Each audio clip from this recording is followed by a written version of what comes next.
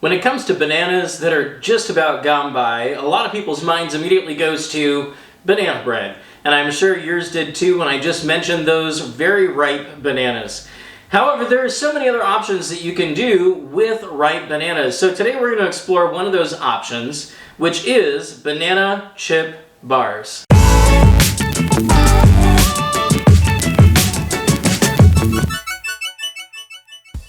In order to find these old cookbooks that I use for this show, I often do quite a bit of thrifting to try and find these older vintage cookbooks. And just about every thrift shop that I go to, I see these, which is multiple different small cookbooks that are put out by Better Homes and Gardens. And it seems like in the 1960s and 1970s, they were everywhere because these books are still around today, and they have books on just about every topic that you can imagine, from breads to desserts to main courses to meals on a budget to you name it, and they've probably got a book for it.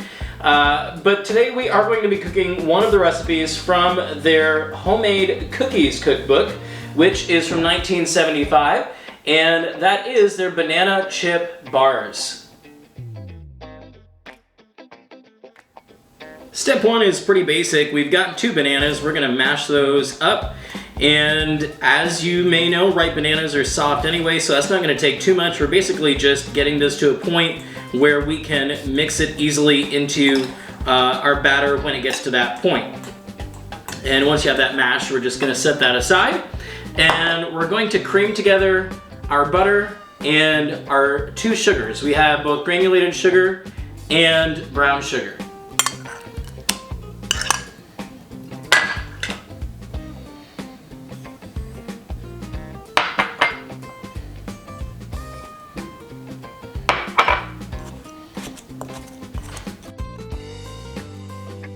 After you have your sugars and butter creamed, we are going to add 1 egg, which I'm beating slightly here.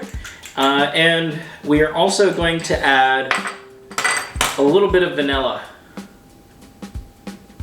And then stir that in. Next, we're going to stir together our dry ingredients. I have 2 cups of flour here.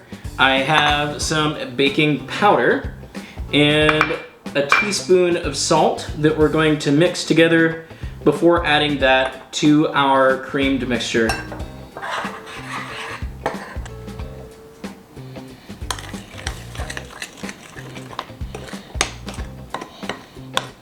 Okay, so I need to admit that I made a mistake, and I did not read directions as carefully as I should have. Back when I had put in the egg and the vanilla, I was supposed to also add the banana, and I did not. As I was stirring our dry mixture in, I was thinking to myself, man, there's just no moisture in this whatsoever. And then I realized why. So I'm gonna add the banana in at this point, but just know that this is out of order. I don't think it's really going to affect the end result.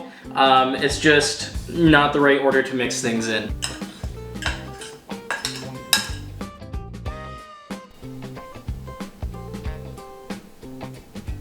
It's still an incredibly stiff dough, but I'm feeling better about things now. And then our final direction is to take a cup of chocolate chips and stir those in before we put it in the pan to bake. I was at the very tail end of a package of chocolate chips, so it's not quite a cup, but again, I don't think this is going to impact the recipe at all. It just is going to be a few less chocolate chips than it would have called for. The last step is to get it into our pan and then put it into the oven.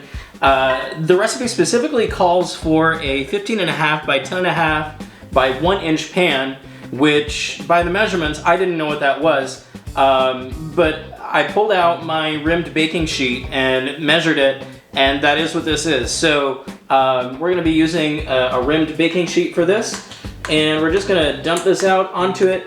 This has been greased and floured in advance. If you want in the future videos of maybe some of these technique things, maybe you've never greased and floured a pan, because that is kind of an older direction. I would be happy to do some technique videos on that. Let me know in the comments if you'd like some of those, and perhaps we'll do some of those in the future. But we're just gonna put this in our pan, and then it's going to go in the oven at 350 degrees for 25 minutes, and then we're gonna let it cool.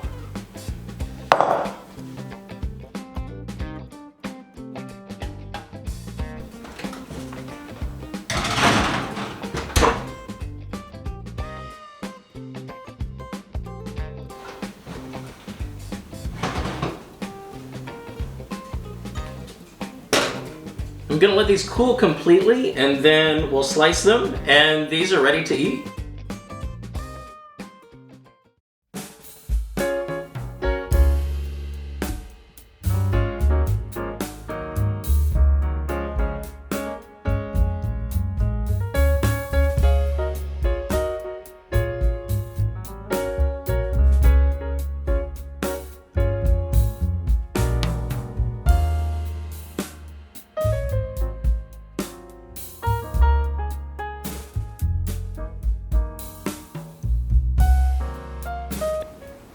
Yeah, that's good.